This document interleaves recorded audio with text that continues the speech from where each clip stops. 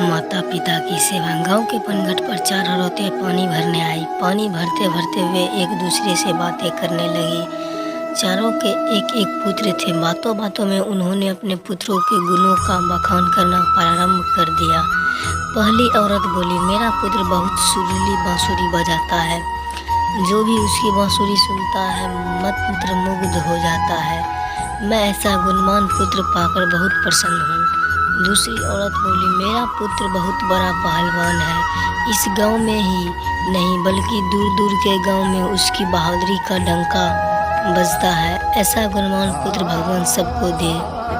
तीसरी औरत कहाँ पीछे रहती, वह बोली, मेरा पुत्र कुशाग्र बुद्धि है। उसमें अधिक बुद्धिमान इस पूरे गांव में नहीं। लोगों अपनी समस्याएं लेकर उसके पास आते हैं। मैं ऐसा पुत्र पाकर धन्य हो गई। चौथी औरत ने सबकी बातें सुनी लेकिन कहा कुछ भी नहीं। इस पर वे औरतें उससे कहने लगी, बहन तुम भी तो कुछ कहो ना।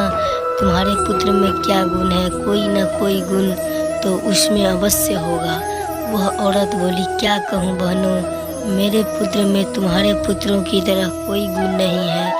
उसकी बात सुनकर तीनों औरतों ने गर्व ने अपना सिर उठा लिया।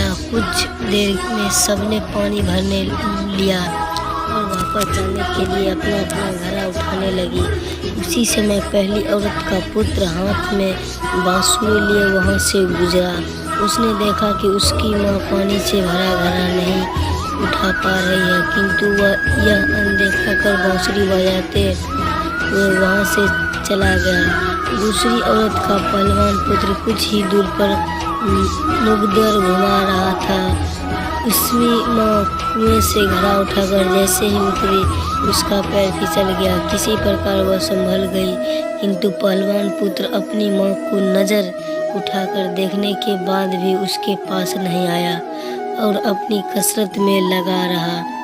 तीसरी औरत का पुत्र भी वहाँ से किताब पढ़ते हुए निकला। उसकी माँ ने उससे कहा, पुत्र मैं दोनों हाथों से घड़ा पकड़े हुए हूँ, ये रस्सी जरा मेरे कंधे पर डाल दो। लेकिन वह अपनी माँ की बात अनसुनी कर वहाँ से चला गया। तभी चौथी औरत का पुत्र वहाँ आया।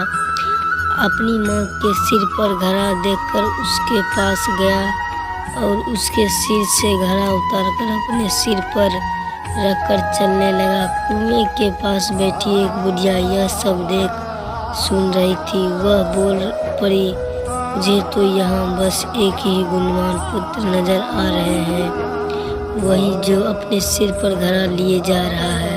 माता पिता की सेवा करने वाले पुत्र से गुणवान पुत्र भला कौन हो सकता है?